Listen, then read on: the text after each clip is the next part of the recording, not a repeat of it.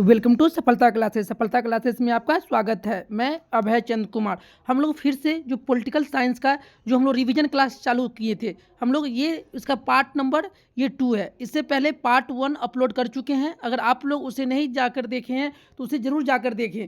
अगर आप लोग इस चैनल पे नए हैं तो इसे ज़रूर सब्सक्राइब कर लें और अपने दोस्तों में से ज़रूर शेयर करें। चलते हैं हम लोग क्वेश्चन की तरफ। क्वेश्चन नंबर 1 में क्या कह रहा है कि भारतीय संविधान में राज्य के नीति निर्देशक तत्व ग्रहण किया गया है। तो कहाँ से किया गया है? आयरलैंड से। और ये राज्य के नीति निर्देशक तत्व किस में है? तो भाग कौन सा है? भाग 4 में है। चलते हैं हम लोग इस क्वेश्चन पे। राज्य के नीति निर्देशक तत्वों का उल्लेख भारतीय संविधान के किस भाग में है? तो भाग 4 में। चलते हैं इस क्वेश्चन पे। भारतीय संविधान के किस अनुच्छेद में राज्य के नीति निर्देशक तत्वों का उल्लेख है? अनुच्छेद 36 से 51 तक। चलते हैं इस क्वेश्चन पे। संविधान का वह कौन सा भाग है जो संविधान के निर्माताओं के मस्तिष्क और उद्देश्यों के प्रतिबंधित करता है? तो कौन सा करता है? वो राज्य के नीति निर्देशक तत्व। चलते हैं इस क्वेश्चन पे। संविधान में कल्याणकारी राज्य का आदेश दिया जाता है किससे? राज्य के नीति निर्देशक तत्वों से। चलते हैं इस क्वेश्चन पे। नीति निर्देशक तत्व का महत्व किसके लिए है? तो राज्य के लिए है। चलते हैं इस क्वेश्चन पे। भारत के किस राज्य में समान नागरिक संहिता लागू है? तो कहाँ? गोवा। चलते हैं इस क्वेश्चन पे। राज्य के नीति निर्देशक सिद्धांतों के अनुसार किस आयु तक के बच्चों को निःशुल्क एवं अनिवार्य शिक्षा देने की आशा की जाती है? तो 6 से लेके 14 वर्ष के बच्चों को निःशुल्क और अनिवार्य शिक्षा दिया जाता है। किसके द्वारा? राज्य के नीति निर्देशक सिद्धांत के द्वारा। चलते हैं नेक्स्ट क्वेश्चन पे। भारतीय संविधान में के कौन से संशोधन अधिनियम द्वारा टकराव की दिशा में राज्य की नीति निर्देशक तत्वों को मूल अधिकारों पर वरीयता प्रदान की गई? तो 42वां संविधान संशोधन के द्वारा। चलते हैं नेक्स्ट क्वेश्चन पे। भारतीय संविधान के अंतर्गत कल्याणकारी राज्य की अवधारणा निम्नलिखित में से किस अनुच्छेद में वर्णित है? अनुच्छेद 38 में। चलते हैं नेक्स्ट क्वेश्चन पे। समान न्याय और निःशुल्क विधि सहायता का प्रावधान संविधान के किस अनुच्छेद में है? अनुच्छेद 39A में। चलते हैं इस क्वेश्चन पे। भारतीय संविधान के निम्नलिखित अनुच्छेदों में से कौन सा अनुच्छेद राज्य सरकारों को ग्राम पंचायतों को संगठित करने का निर्देश देता है? तो अनुच्छेद 40। चलते हैं इस क्वेश्चन पे। भारतीय नागरिकों के लिए समान सिविल संहिता प्राप्त करने की बात कही गई है। कौन सा? अनुच्छेद 44। और ये जो समान सिविल संहिता किस राज्य में लगा हुआ है? तो गोवा राज्य में। चलते हैं नेक्स्ट क्वेश्चन पे। शराबबंदी संविधान के किस धारा में निर्देशित है? तो अनुच्छेद किस धारा में? धारा 47 में। चलते हैं नेक्स्ट क्वेश्चन पे। भारतीय संविधान के मूल कर्तव्यों को शामिल करने का विचार किस देश के संविधान से लिया गया है? तो मूल कर्तव्य, देखिए जब उसको मूल कर्तव्य नहीं मिल रहा था तो वो क्या हो गया? रूस गया। तो रूस से क्या हो गया? रूस। तो रूस को पहले हम लोग किस नाम जानते थे? पूर्व सोवियत संघ के नाम से। चलते हैं क्वेश्चन पे। निम्नलिखित में से कौन सी एक समिति ने नागरिकों के मूल कर्तव्य को 1976 में सम्मिलित करने की अनुशंसा की थी? तब स्वर्ण सिंह समिति। चलते हैं इस क्वेश्चन पे।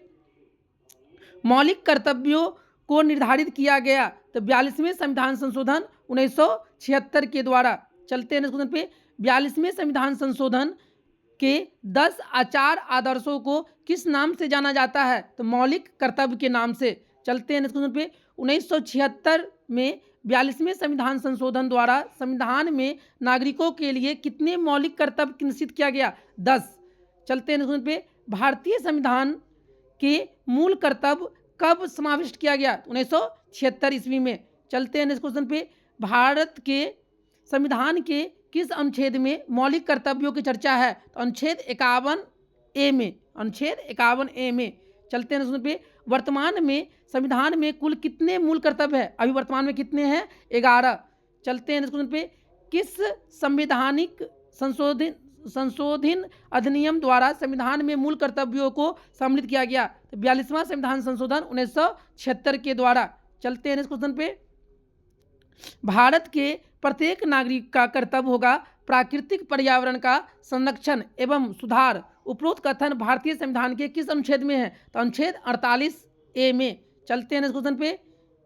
भारतीय संविधान के किस अनुच्छेद में भारतीय नागरिकों के मूल कर्तव्य शामिल है? अनुच्छेद 51 क, चाहे 51 ए, ऑप्शन नंबर सी सही हो जाएगा। चलते हैं सुन पे। भारत की संघीय व्यवस्थापिका को किस नाम से जाना जाता है? तो संसद के नाम से। चलते हैं सुन पे। भारतीय संसद के कितने सदन होते हैं? 2 सदन। चलते हैं सुन पे। संसद के किस सदन को प्रतिनिधि सभा भी कहा जाता है? तो लोकसभा को हम लोग प्रतिनिधि सभा भी कहते हैं। चलते हैं नेक्स्ट क्वेश्चन पे। संसद का लोकप्रिय सदन है तो कौन सा है? संसद, सॉरी लोकसभा। चलते हैं नेक्स्ट क्वेश्चन पे। संसद का अस्थायी सदन तो कौन है? राज्यसभा। चलते हैं नेक्स्ट क्वेश्चन पे। भारतीय संसद में शामिल है तो भारतीय संसद में कौन शामिल है? लोकसभा भी शामिल है, राज्यसभा भी शामिल है और राष्ट्रपति भी। लोकसभा, राज्यसभा एवं राष्ट्रपति तीनों शामिल हैं। चलते हैं इस क्वेश्चन पे। निम्नलिखित में से कौन सा एक प्रावधान भारतीय संविधान के अंतर्गत संसद के सदस्यों के विशेषाधिकारों तथा उन मुक्तियों को निर्धारित करता है? अनुच्छेद 105। चलते हैं इस क्वेश्चन पे। निम्नलिखित में से कौन संसद का अन्य भाग नहीं है? देखिए संसद का भाग कौन है? राष्ट्रपति है, लोकसभा है, राज्यसभा है, लेकिन उपराष्ट्रपति संसद का भाग नहीं है। ऑप्शन नंबर बी सही हो जाएगा। चलते हैं इस क्वेश्चन पे। भारत के संविधान में कहा गया है कि भारत की संसद के 3 अंग होते हैं। इनमें से एक अंग लोकसभा, दूसरा अंग राज्यसभा, तीसरा अंग कौन होगा? राष्ट्रपति। तीसरा अंग कौन होगा? राष्ट्रपति। चलते हैं पे। भारतीय संसद के कितने अंग होते हैं? तो कितने अंग होते हैं? 3 अंग होते हैं। चलते हैं इस क्वेश्चन पे। भारतीय संविधान के किस अनुच्छेद में कहा गया है कि संघ के लिए एक संसद होगी जो राष्ट्रपति और 2 सदनों से मिलकर बना होगा? तो किसकी बात हो रहा है? संसद का। तो किस में होगा? अनुच्छेद 79। चलते हैं इस क्वेश्चन पे।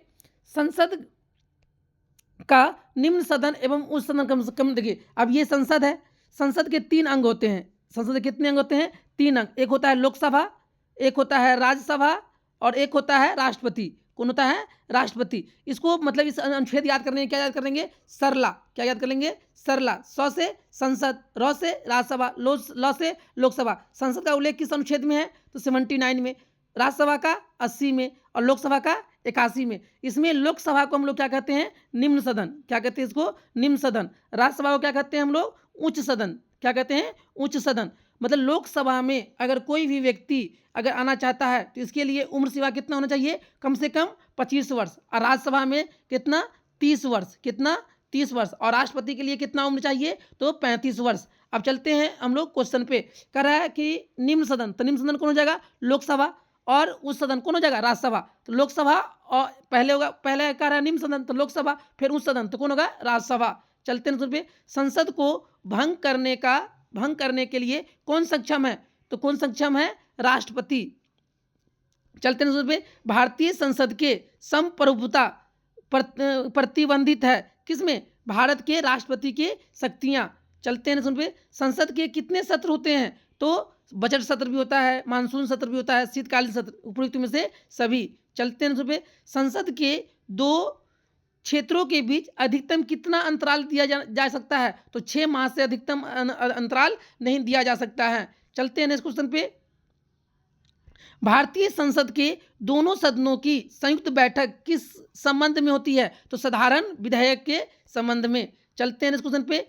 साधारण विधेयक से संबंधित गतिरोध को दूर करने के लिए संसद के दोनों सदनों की संयुक्त बैठक को कौन बुलाता? कौन है? तो भारत के राष्ट्रपति। चलते हैं पे। लोकसभा व राज्यसभा की संयुक्त बैठक कब होती है? जब लोकसभा एवं राज्यसभा में क्या हो? मतभेद होने पर क्या होता है? लोकसभा और राज्यसभा में संयुक्त बैठक होती है। चलते हैं नेक्स्ट क्वेश्चन पे। यदि किसी समान विधेयक पर राज्यसभा और लोकसभा के बीच गतिरोध आता है तो उसका समाधान कौन करेगा? संसद का संयुक्त सत्र।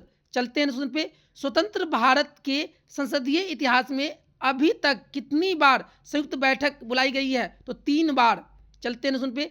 क्या राष्ट्रपति या उपराष्ट्रपति कभी संयुक्त अधिवेशन की अध्यक्षता करते हैं? तो कभी भी नहीं।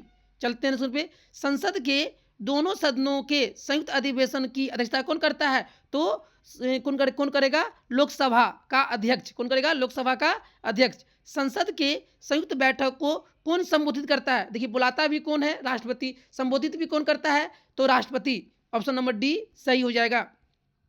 चलते हैं नेक्स्ट क्वेश्चन पे। संसद की कार्यवाही सूची में प्रथम विषय होता है, जो संसद जो मतलब कि जो संसद होता है उसमें जो शुरू का जो होता है कार्यवाही, उसको हम लोग क्या कहते हैं, प्रश्नकाल। चलते हैं नेक्स्ट क्वेश्चन पे। कौन सी प्रथा संसदीय प्रणाली में भारत की देन है, तो शून्यकाल। कौन सा, शून्यकाल। चलते हैं नेक्स्ट क्वेश्चन पे। संसद के कुल सदस्यों का कितना भाग वैधानिक चैम्बर की मीटिंग बुलाने के लिए आवश्यक जनपूर्ति का कोरम है, तो 1/10। मतलब जितना भी संसद का सदस्य है उसका 1/10 मतलब कि सदस्य होना जरूरी है। चलते हैं पे। संसदीय प्रणाली वाली सरकार को अन्य किस नाम से जाना जाता है, तो संघीय सरकार के नाम से। चलते हैं पे। भारतीय राजनीतिक व्यवस्था में कार्यपालिका के अधीन रख कार्य करती है कौन, न्यायपालिका। चलते हैं पे। संविधान लागू होने के बाद सर्वप्रथम त्रिशंकु संसद का गठन कब हुआ, तो 1989 ईस्वी में। चलते हैं नेक्स्ट क्वेश्चन पे। अस्थायी संसद भारत में कब तक अस्तित्व में रही, तो 17 अप्रैल 1952 ईस्वी तक। चलते हैं नेक्स्ट क्वेश्चन पे। भारत की पार्लियामेंट मतलब संसद का उद्घाटन कब हुआ, तो 1927 ईस्वी में। चलते हैं नेक्स्ट क्वेश्चन पे। संसद के दोनों सदनों का 17वां वासन कौन करता है, तो कौन करता है, भारत के राष्ट्रपति। चलते हैं नेक्स्ट क्वेश्चन पे। भारत की पार्लियामेंट का उद्घाटन मतलब संसद का उद्घाटन कब हुआ था, 1927 ईस्वी में। चलते हैं नेक्स्ट क्वेश्चन पे। संसद के दोनों सदनों का 17वां वासन कौन करता है, तो भारत के राष्ट्रपति। चलते हैं नेक्स्ट क्वेश्चन पे। संसद के किन सदस्यों को गैर सरकारी सदस्य कहा जाता है, मंत्री के अलावे अन्य प्रत्येक संसद को क्या कहा जाता है, गैर सरकारी सदस्य। चलते हैं नेक्स्ट क्वेश्चन पे। भारत सरकार, चलते हैं नेक्स्ट क्वेश्चन पे। किसी संसद सदस्य की आयोग्यता के संदर्भ में निर्णय कौन करता है, तो भारत के राष्ट्रपति। चलते हैं नेक्स्ट पे। भारत की संचित निधि में धन निर्गम पर किसका नियंत्रक होता है, तो संसद का। चलते हैं नेक्स्ट क्वेश्चन पे। भारत के राष्ट्रपति की तुलना निम्नलिखित में से किससे करना सर्वाधिक उचित है, तो ब्रिटेन के सम्राट से। चलते हैं पे। भारत में कार्यपालिका का अध्यक्ष कौन होता है, तो भारत के राष्ट्रपति। चलते हैं नेक्स्ट क्वेश्चन पे। संघ की कार्यपालिका शक्ति किसमें निहित होता है, तो राष्ट्रपति में। चलते हैं पे। भारत का राष्ट्रपति क्या होता है, राज्य का प्रधान। चलते हैं हम लोग नेक्स्ट क्वेश्चन पे। भारतीय संविधान के अनुसार देश के प्रथम नागरिक कौन होते हैं, तो राष्ट्रपति। और दूसरा नागरिक कौन होता है, तो उपराष्ट्रपति। प्रथम नागरिक राष्ट्रपति, दूसरा व्यक्ति उपराष्ट्रपति। चलते हैं नेक्स्ट क्वेश्चन पे। भारत के राष्ट्रपति की तुलना निम्नलिखित में से किससे करना सर्वाधिक उचित है, तो ब्रिटेन के सम्राट से। चलते हैं पे। भारत में कार्यपालिका का अध्यक्ष कौन होता है, तो भारत का राष्ट्रपति। चलते हैं नेक्स्ट क्वेश्चन पे। संघ की कार्यपालिका शक्ति निहित होता है राष्ट्रपति में। चलते हैं नेक्स्ट क्वेश्चन पे। भारत का राष्ट्रपति क्या होता है, राज्यों का प्रधान। चलते हैं नेक्स्ट क्वेश्चन पे। भारतीय संविधान के अनुसार देश का प्रथम नागरिक कौन होता है, भारत के राष्ट्रपति। चलते हैं नेक्स्ट क्वेश्चन पे। भारतीय संविधान के अनुसार संघ की कार्यपालिका शक्ति किसमें निहित है, तो राष्ट्रपति में निहित है। चलते हैं नेक्स्ट क्वेश्चन पे। भारतीय संविधान के अनुसार देश के तीनों सेनाओं का अध्यक्ष कौन होता है, तो भारत के राष्ट्रपति। चलते हैं पे। भारत का राष्ट्रपति होता है राज्य का संवैधानिक अध्यक्ष। चलते हैं क्वेश्चन पे। भारतीय सशस्त्र सेनाओं का सर्वोच्च कमांडर कौन होता है, तो भारत के राष्ट्रपति। चलते हैं क्वेश्चन पे। राष्ट्रपति पद के निर्वाचन हेतु कौन सी पद्धति अपनाई जाती है, तो समानुपातिक प्रतिनिधित्व एवं एकल संक्रमणीय मत पद्धति। ऑप्शन नंबर डी सही हो जाएगा। चलते हैं क्वेश्चन पे। राष्ट्रपति पद के चुनाव संबंधी विवाद को किसे निर्देशित किया जाता है, तो उच्चतम न्यायालय को। चलते हैं पे। राष्ट्रपति के चुनाव के लिए प्रस्तावक एवं अनुमोदक को कम से कम कितनी होना चाहिए, तो प्रस्तावक भी 50 होना चाहिए और अनुमोदक भी कितना होना चाहिए, 50। मतलब 50 प्रस्तावक और 50 अनुमोदक। चलते हैं पे। भारत का राष्ट्रपति निर्वाचित होने के लिए निम्नलिखित में से कौन सी बात अयोग्यता मानी जाती है, भारत का नागरिक हो, उसका उम्र कितना 35 वर्ष पूरा होना चाहिए। लोकसभा का सदस्य निर्वाचित होने के लिए अर्हता होना चाहिए। कोई लाभ के पद पे ग्रहण कौन सी बात अयोग्यता मानी जाती है, तो कौन वो कितना हो 35 वर्ष चाहे नहीं, लोकसभा के सदस्य निर्वाचित होने के लिए क्या हो मतलब आहिर्त हो। चलते हैं पे। भारत का राष्ट्रपति का चुनाव, भारत की जो राष्ट्रपति का चुनाव क्या होता है, एकल हस्तांतरीय मत पद्धति द्वारा। चलते हैं हम लोग इस क्वेश्चन पे। राष्ट्रपति पद का चुनाव संचालित किया जाता है निर्वाचन आयोग के द्वारा, और निर्वाचन आयोग का वर्णन किस अनुच्छेद में है? तो अनुच्छेद 324 में।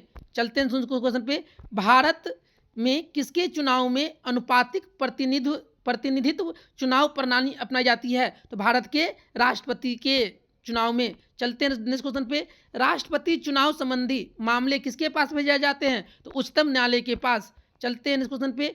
किस अनुच्छेद के तहत राष्ट्रपति तथा उपराष्ट्रपति के निर्वाचन से संबंधित विवाद का निर्णय उच्चतम न्यायालय द्वारा करने का प्रावधान संविधान को किया गया है? तो अनुच्छेद 71 के तहत। चलते हैं इस क्वेश्चन पे।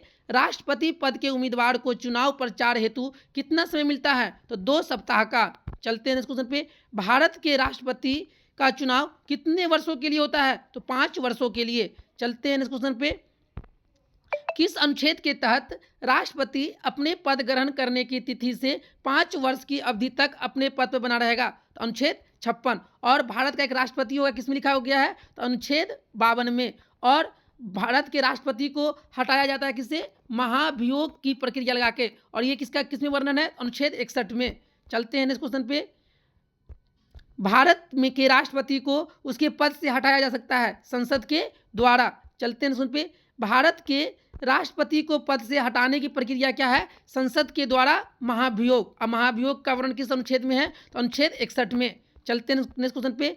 संविधान के उल्लंघन के लिए राष्ट्रपति के विरुद्ध अभियोग कार्यवाही किसमें शुरू की जाती है? संसद के किसी भी सदन में। चलते हैं नेक्स्ट क्वेश्चन पे। राष्ट्रपति को हटाया जा सकता है किसके द्वारा? महाभियोग के द्वारा। चलते हैं हम लोग नेक्स्ट क्वेश्चन पे। राष्ट्रपति पर महाभियोग की प्रक्रिया किस देश के संविधान से ली गई है? तो अमेरिका के देश से। चलते हैं नेक्स्ट क्वेश्चन पे। राष्ट्रपति पर महाभियोग का आरोप एक संकल्प के रूप में संसद के किसी भी सदन में लाया जा सकता है। यह कम से कम कितने दिन की लिखित सूचना के बाद प्रस्तुत किया जाना चाहिए? तो 14 दिन के बाद। चलते हैं नेक्स्ट क्वेश्चन पे।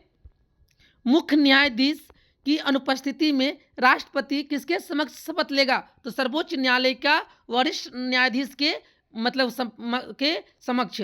चलते हैं नेक्स्ट क्वेश्चन पे। यदि राष्ट्रपति और उपराष्ट्रपति दोनों देश से बाहर हो तो उस स्थिति में उनके कार्यभार को कौन ग्रहण करेगा? तो सर्वोच्च न्यायालय का मुख्य न्यायाधीश। चलते हैं नेक्स्ट क्वेश्चन पे। यदि राष्ट्रपति त्याग पत्र देना चाहे तो वह अपना त्याग पत्र किससे संबोधित करेगा? तो भारत के उपराष्ट्रपति को। चलते हैं नेक्स्ट क्वेश्चन पे। राष्ट्रपति के त्याग पत्र की सूचना उपराष्ट्रपति किसको देता है? तो लोकसभा के अध्यक्ष को। चलते हैं नेक्स्ट क्वेश्चन पे। जब राष्ट्रपति की मृत्यु या त्याग पत्र या पदच्युत या अन्य कारणों से अपने कर्तव्य को नहीं निभा सकता है तो उपराष्ट्रपति कितने समय तक राष्ट्रपति के रूप में कार्य करता है? तो 6 माह तक। चलते हैं पे। निम्नलिखित में से कौन से राष्ट्रपति पूर्व में केंद्रीय गृह मंत्री थे? तो ज्ञानी जेल सिंह जब राष्ट्रपति बने उससे पहले क्या थे? वो गृह मंत्री। चलते हैं इस क्वेश्चन पे। भारत के राष्ट्रपति निर्वाचित होने से पूर्व निम्न में से कौन उपराष्ट्रपति नहीं थे? तो ज्ञानी जेल सिंह। चलते हैं इस पे। भारत के चौथे राष्ट्रपति कौन थे? बीवी गिरी। चलते हैं क्वेश्चन पे। सबसे लंबे समय तक भारत के राष्ट्रपति कौन रहे? तो डॉक्टर राजेंद्र प्रसाद। कितने साल तक रहे ये? 12 वर्ष तक। चलते हैं इस क्वेश्चन पे। भारत का राष्ट्रपति चुने जाने वाले प्रथम गैर कांग्रेसी उम्मीदवार कौन थे? तो वीवी गिरी। चलते हैं इस क्वेश्चन पे। भारतीय राष्ट्रपति के सर्वसम्मति से चुने जाने का अभी तक एकमात्र उदाहरण है नीलम संजीव रेड्डी। चलते हैं उन पे। निम्नलिखित में से कौन अभी तक भारत का राष्ट्रपति नहीं रहा? तो सी राजगोपालाचारी। चलते हैं उन पे। स्वतंत्र भारत के प्रथम राष्ट्रपति कौन थे? डॉक्टर राजेंद्र प्रसाद। चलते हैं इस क्वेश्चन पे। निम्नलिखित में से कौन लगातार 2 बार राष्ट्रपति रहे थे? तो कौन? डॉक्टर राजेंद्र प्रसाद। चलते हैं इस क्वेश्चन पे। भारतीय संविधान का कौन सा अनुच्छेद राष्ट्रपति के पद के लिए पुनः निर्वाचन की योग्यता निर्धारित करता है? अनुच्छेद 57। चलते हैं पे। जनता पार्टी के शासन के दौरान भारत के राष्ट्रपति कौन थे? तो एन संजीव रेड्डी। चलते हैं पे। भारत के किस राष्ट्रपति की मृत्यु कार्यकाल पूरा करने से पूर्व ही हो गई थी? तो कौन? डॉक्टर जाकिर हुसैन। चलते हैं इस क्वेश्चन पे। वित्त बिल के लिए किसकी पूर्व स्वीकृति आवश्यक है? तो भारत के राष्ट्रपति का। चलते हैं नेक्स्ट क्वेश्चन पे, किसी भी अभियुक्त की फांसी की सजा को बदलने या कम करने का अधिकार किससे दिया गया है? तो भारत के राष्ट्रपति को। चलते हैं नेक्स्ट क्वेश्चन पे, राष्ट्रपति द्वारा संसद के दोनों सदनों के लिए कुल कितने सदस्यों को नामित किया जाता है? तो 14 सदस्यों को। चलते हैं नेक्स्ट क्वेश्चन पे, भारतीय संविधान का कौन सा अनुच्छेद राष्ट्रपति को उच्चतम न्यायालय से परामर्श करने का शक्ति प्रदान है? तो अनुच्छेद 143। चलते हैं पे, संसद का अधिवेशन बुलाने का काम कौन करता है? भारत का राष्ट्रपति। चलते हैं क्वेश्चन पे, राष्ट्रपति को कौन सहाय एवं मंत्रणा देता है? तो कौन देता है? संघीय मंत्रिपरिषद। चलते हैं क्वेश्चन पे, भारत के राष्ट्रपति ने आर्थिक संकट की घोषणा कब की थी? तो ये आर्थिक संकट की घोषणा ये 1975 में। चलते हैं इस क्वेश्चन पे, आर्थिक संकट की घोषणा अभी तक कभी भी नहीं हुआ है। ऑप्शन नंबर डी सही हो जाएगा। चलते हैं इस पे, राष्ट्रपति किस सूची के विषयों पर अध्यादेश जारी नहीं कर सकता है? तो किस सूची पे नहीं कर सकता है? वो संघीय मतलब राज्य सूची और समवर्ती सूची पे वो मतलब अध्यादेश जारी नहीं कर सकता है। चलते हैं इस क्वेश्चन पे, संविधान के किस अनुच्छेद के अंतर्गत राष्ट्रपति संघीय मंत्रिपरिषद की सलाह मानने के लिए बाध्य है? अनुच्छेद 74 के तहत। चलते हैं इस क्वेश्चन पे, भारत का राष्ट्रपति चुना जाता है निर्वाचित संसदों एवं विधानसभा सदस्यों द्वारा। चलते हैं इस क्वेश्चन पे, भारत का राष्ट्रपति किसका एक अभिन्न अंग है? तो संसद का। चलते हैं इस क्वेश्चन पे, भारत के निम्नलिखित राष्ट्रपतियों में से कौन एक कुछ समय के लिए गुट निरपेक्ष आंदोलन के महासचिव भी थे? ज्ञानी जेल सिंह। चलते हैं पे, 2 अवधि के लिए भारत के राष्ट्रपति कौन थे? तो डॉक्टर राजेंद्र प्रसाद। चलते हैं क्वेश्चन पे, लाभ के पद का निर्णय कौन करेगा? तो संघीय संसद। चलते हैं क्वेश्चन पे, भारत का राष्ट्रपति चुना जाता है तो संसद के दोनों सदनों के निर्वाचित सदस्यों तथा राज्य विधानसभाओं के निर्वाचित सदस्यों द्वारा। चलते हैं नेक्स्ट क्वेश्चन पे, भारत सरकार का संवैधानिक अध्यक्ष कौन होता है? तो भारत का राष्ट्रपति। चलते हैं उस पे, भारत के पहले राष्ट्रपति के रूप में डॉक्टर राजेंद्र प्रसाद का चुनाव किया गया था संविधान सभा के द्वारा। चलते हैं नेक्स्ट क्वेश्चन पे, भारत के प्रथम राष्ट्रपति कौन थे? तो डॉक्टर राजेंद्र प्रसाद। चलते हैं नेक्स्ट क्वेश्चन पे, भारत के राष्ट्रपति निर्वाचित होने के लिए न्यूनतम आयु कितना होना चाहिए? 35 वर्ष। चलते हैं नेक्स्ट क्वेश्चन पे, डॉक्टर राजेंद्र प्रसाद कितने वर्षों तक राष्ट्रपति रहे थे? तो 12 वर्षों तक। चलते हैं नेक्स्ट क्वेश्चन पे, भारत के उपराष्ट्रपति की स्थिति की तुलना किस देश के उपराष्ट्रपति से की जा सकती है? तो संयुक्त राज्य अमेरिका। चलते हैं नेक्स्ट क्वेश्चन पे, भारत का उपराष्ट्रपति का पद संविधान से प्रारंभ से ही है। चलते हैं नेक्स्ट क्वेश्चन पे, उपराष्ट्रपति क्या होता है? संसद के सदस्य नहीं होते हैं। चलते हैं पे, उपराष्ट्रपति संबंध में निम्न में से कौन सा कथन सही है? वह राज्यसभा के पदेन अध्यक्ष होते हैं। ऑप्शन नंबर बी सही हो जाएगा। चलते हैं क्वेश्चन पे, राज्यसभा की बैठकों का सभापति कौन करता है? तो उपराष्ट्रपति। चलते हैं उस पे, उपराष्ट्रपति का चुनाव करने वाली निर्वाचन संस्था के सदस्य कौन होते हैं? संसद के दोनों सदनों के सदस्य। चलते हैं पे, उपराष्ट्रपति पद से निर्वाचित हेतु उम्मीदवार का अधिकतम आयु कितनी चाहिए? इनके लिए कोई सीमा नहीं है। चलते हैं पे, उपराष्ट्रपति का निर्वाचन कैसे होता है? तो अप्रत्यक्ष रूप से। चलते हैं क्वेश्चन पे, उपराष्ट्रपति पद के निर्वाचन हेतु कौन सी पद्धति अपनाई गई है? तो कौन सा? समानुपातिक प्रतिनिधित्व एकल संक्रमणीय पद्धति। ऑप्शन नंबर डी सही हो जाएगा। चलते हैं क्वेश्चन पे, उपराष्ट्रपति पद के उम्मीदवार के नामांकन को निर्वाचक मंडल में के कम से कम कितने सदस्यों द्वारा प्रस्तावित करना आवश्यक है? तो 20 सदस्यों के द्वारा। चलते हैं नेक्स्ट क्वेश्चन पे, भारत के उपराष्ट्रपति के निर्वाचन से संबंधित विवाद को कौन तय करता है? तो सर्वोच्च न्यायालय। चलते हैं पे, उपराष्ट्रपति के चुनाव में कौन कौन मतदान करता है? तो लोकसभा एवं राज्यसभा के सदस्य। चलते हैं नेक्स्ट क्वेश्चन पे, उपराष्ट्रपति का कार्यकाल की अवधि कितने वर्ष होता है? तो 6 वर्ष। चलते हैं पे, उपराष्ट्रपति को पद की गोपनीयता की शपथ कौन दिलाता है? तो भारत के राष्ट्रपति। चलते हैं पे, उपराष्ट्रपति अपना त्याग पत्र किससे संबोधित करता है? तो राष्ट्रपति को। चलते हैं नेक्स्ट क्वेश्चन पे। भारत के उपराष्ट्रपति के पदच्युत करने का प्रस्ताव प्रस्तावित किया जा सकता है केवल राज्यसभा में। चलते हैं नेक्स्ट क्वेश्चन पे। भारत के प्रथम उपराष्ट्रपति कौन थे? तो डॉक्टर एस राधाकृष्णन।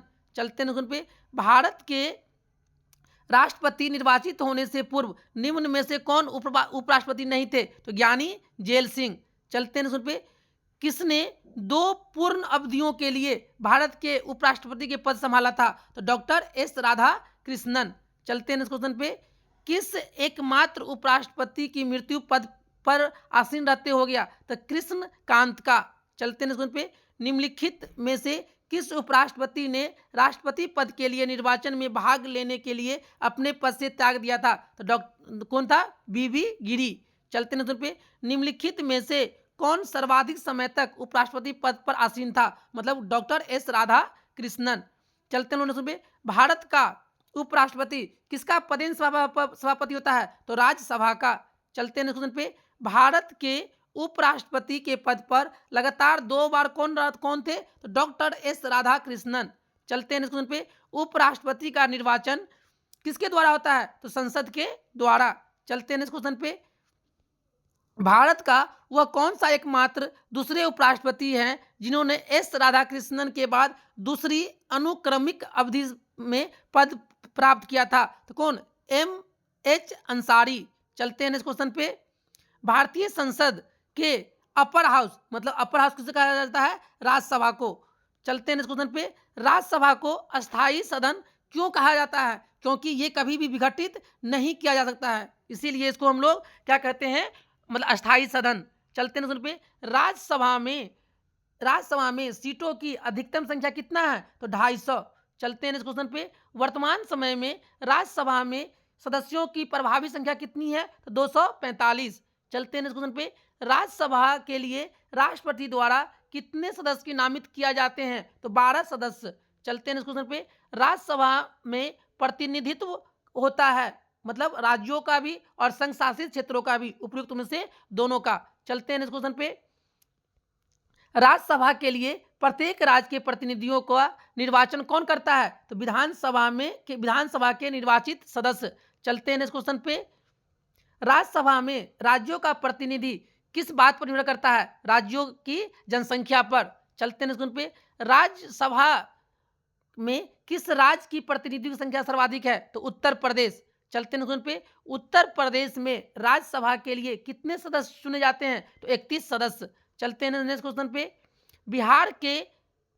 बिहार में लोकसभा की कितने सीट है? 40 सीट है। और राज्यसभा की कितने सीट है? तो 16। चलते हैं नेक्स्ट क्वेश्चन पे। राज्यसभा के चुनाव हेतु एक अभ्यर्थी की आयु कितना होना चाहिए? 30 वर्ष। चलते हैं पे। राज्यसभा के सदस्यों के लिए न्यूनतम आयु कितना होना चाहिए? 30 वर्ष। चलते हैं पे। राज्यसभा के सदस्यों का कार्यकाल कितने वर्ष का होता है? तो 6 वर्ष का। चलते हैं पे। राज्यसभा के सदस्य चुने जाते हैं 6 वर्ष के लिए। चलते हैं पे। राज्यसभा के 1/3 सदस्य प्रत्येक कितने वर्ष के पश्चात सेवानिवृत्त होते हैं तथा नए 1/3 सदस्य उनका स्थान लेते हैं? तो 2 वर्ष के बाद। चलते हैं नेक्स्ट क्वेश्चन पे। लोकसभा की भांति राज्यसभा कभी भंग नहीं होता, क्योंकि प्रत्येक 2 वर्ष के बाद उसके 1/3 सदस्यों की सदस्यता समाप्त होती जाती है। चलते हैं नेक्स्ट क्वेश्चन पे। लोकसभा और राज्यसभा में गणपूर्ति का कोरम संख्या कितना है? तो कुल सदस्य का 1/10। चलते हैं पे। राज्यसभा में गणपूर्ति कोरम के लिए निर्धारित संख्या कितना है? तो 25। चलते हैं नेक्स्ट क्वेश्चन पे। राज्यसभा का सभापति कौन होता है? तो उपराष्ट्रपति। कौन होता है? उपराष्ट्रपति। चलते हैं नेक्स्ट पे। स्वतंत्र भारत में राज्यसभा के प्रथम सभापति कौन थे? तो डॉक्टर एस राधाकृष्णन। चलते हैं नेक्स्ट क्वेश्चन पे। राज्यसभा धन विधेयक पर अपनी सहमति कितने दिनों तक रोक सकती है? तो 14 दिनों तक। चलते हैं पे। लोकसभा द्वारा पारित धन विधेयक राज्यसभा द्वारा भी पारित मान लिया जाता है यदि उच्च सदन उस पर किसी समय सीमा में कार्य संपादन न कर सके तो 14 दिन के बाद मान ली जाती है। चलते हैं नेक्स्ट क्वेश्चन पे। राज्यसभा द्वारा लोकसभा को धन विधेयक कितने समय में लौटा दी जाने चाहिए? तो 14 दिनों के बाद। चलते हैं नेक्स्ट क्वेश्चन पे। राज्यसभा एक अस्थायी सदन होने का कारण है क्योंकि 1/3 सदस्य प्रति 2 वर्ष में क्या होता है, सेवानिवृत्त होते हैं। चलते हैं नेक्स्ट क्वेश्चन पे। राज्यसभा के सदस्यों को नामित करने का अधिकार निम्नलिखित में किसके पास है, तो राष्ट्रपति के पास। चलते हैं नेक्स्ट क्वेश्चन पे। राष्ट्रपति द्वारा राज्यसभा के लिए कला, साहित्य, विज्ञान आदि क्षेत्रों में 12 सदस्यों को मनोनीत करने की व्यवस्था भारतीय संविधान के किस अनुच्छेद के अंतर्गत आता है, अनुच्छेद 80 के तहत। चलते हैं नेक्स्ट क्वेश्चन पे। राज्यसभा एक है, कैसा है, अस्थाई सदन। चलते हैं नेक्स्ट क्वेश्चन पे। राज्यसभा है, क्या है, अस्थाई सदन। चलते हैं नेक्स्ट क्वेश्चन पे। धन विधेयक पारित करने के लिए राज्यसभा को कितना समय दिया जाता है, तो 14 दिन का। चलते हैं नेक्स्ट क्वेश्चन पे। राज्यसभा समान विधेयक को अधिकतम कितनी अवधि के लिए रोक सकती है, तो 6 माह तक, 6 माह की अवधि तक। चलते हैं नेक्स्ट क्वेश्चन पे। सर्वप्रथम किस फिल्म अभिनेता को राज्यसभा का सदस्य मनोनीत किया गया था, तो पृथ्वीराज कपूर को। चलते हैं नेक्स्ट क्वेश्चन पे। राज्यसभा का सर्वप्रथम गठन कब हुआ था, तो 3 अप्रैल 1952 ईस्वी को। चलते हैं नेक्स्ट क्वेश्चन पे। राज्यसभा की प्रथम बैठक कब बुलाई गई थी, 13 मई 1952 ईस्वी को। चलते हैं पे। राज्यसभा के पहले समूह की सेवानिवृत्त कब हुई थी, तो 2 अप्रैल 1954 ईस्वी को। चलते हैं पे। निम्नलिखित में से कौन जनता द्वारा प्रत्यक्ष रूप से निर्वाचित सदन है, तो लोकसभा। चलते हैं पे। भारत में लोकसभा किसका प्रतिनिधित्व करता है, तो भारतीय जनता का। चलते हैं क्वेश्चन पे। भारतीय संविधान के किस अनुच्छेद में लोकसभा के गठन के संबंध में प्रावधान दिया गया है, तो क्या है, किसमें, 81 में भी है और 331 में भी है, ए और बी दोनों में। चलते हैं पे। मूल संविधान में लोकसभा सदस्यों की संख्या कितनी निर्धारित की गई थी, तो 500। चलते हैं पे। 31वें संविधान संशोधन अधिनियम द्वारा लोकसभा की अधिकतम सदस्य संख्या कितनी निर्धारित की गई है, तो 545। चलते हैं नेक्स्ट क्वेश्चन पे। लोकसभा की अधिकतम सदस्य संख्या कितनी होनी चाहिए, तो 552। चलते हैं पे। वर्तमान में लोकसभा के कितने सदस्यों को राज्य की जनता सीधे निर्वाचित करती है, तो 530। चलते हैं नेक्स्ट क्वेश्चन पे। राष्ट्रपति आंग्ल भारतीय समुदाय के कितने प्रतिनिधियों को लोकसभा में मनोनीत करते हैं, तो 2। चलते हैं नेक्स्ट क्वेश्चन पे। राष्ट्रपति द्वारा लोकसभा में आंग्ल भारतीय समुदाय के 2 सदस्यों को किस अनुच्छेद के तहत मनोनीत करता है, तो अनुच्छेद 331 के तहत। चलते हैं नेक्स्ट पे। लोकसभा में आंग्ल भारतीय समुदाय से 2 समुदाय को मनोनीत करने की शक्ति किसके पास है, तो भारत के राष्ट्रपति। चलते हैं नेक्स्ट पे। लोकसभा में राज्यों को किस आधार पर सीटों का आवंटित किया गया है, तो जनसंख्या के आधार पे। चलते हैं पे। वर्तमान लोकसभा में प्रत्येक राज्य के लिए स्थानों का आवंटन आधारित है, तो 1971 के जनगणना पर। चलते हैं पे। लोकसभा के निर्वाचन क्षेत्रों का सीमा निर्धारण पहली बार निम्नलिखित में से किस ईस्वी सन में किया गया था, तो 1972 ईस्वी में। चलते हैं पे। लोकसभा में राज्यवार सीटों का आवंटन 1971 की जनगणना पर आधारित है। यह निर्धारण किस वर्ष तक यथावत रहेगा, तो 2026 ईस्वी तक। चलते हैं क्वेश्चन पे। लोकसभा एक निर्वाचन क्षेत्र कम से कम कितनी जनसंख्या का प्रतिनिधित्व करती है, तो 7.5 लाख। चलते हैं क्वेश्चन पे। भारत में स्वतंत्रता के बाद प्रथम आम चुनाव संपन्न कब कराया गया था, 1952 ईस्वी में। चलते हैं क्वेश्चन पे। लोकसभा का चुनाव लड़ने के लिए इच्छुक व्यक्ति का न्यूनतम आयु कितना होना चाहिए, तो 25 वर्ष। चलते हैं नेक्स्ट क्वेश्चन पे। झारखंड क्षेत्र में लोकसभा के सदस्यों की कुल संख्या कितना है, तो 14। चलते हैं नेक्स्ट क्वेश्चन पे। बिहार में लोकसभा की सीटों की कुल संख्या कितना है, तो 40। चलते हैं नेक्स्ट क्वेश्चन पे। छत्तीसगढ़ राज्य में लोकसभा के कितने निर्वाचन क्षेत्र है, तो 11। चलते हैं नेक्स्ट क्वेश्चन पे। लोकसभा का सामान्यतः कार्यकाल कितने वर्ष का होता है, तो 5 वर्ष का। चलते हैं पे। आपातकाल के दौरान संसद लोकसभा का कार्यकाल एक बार में कितने दिनों के लिए बढ़ा सकती है, तो 1 वर्ष के लिए।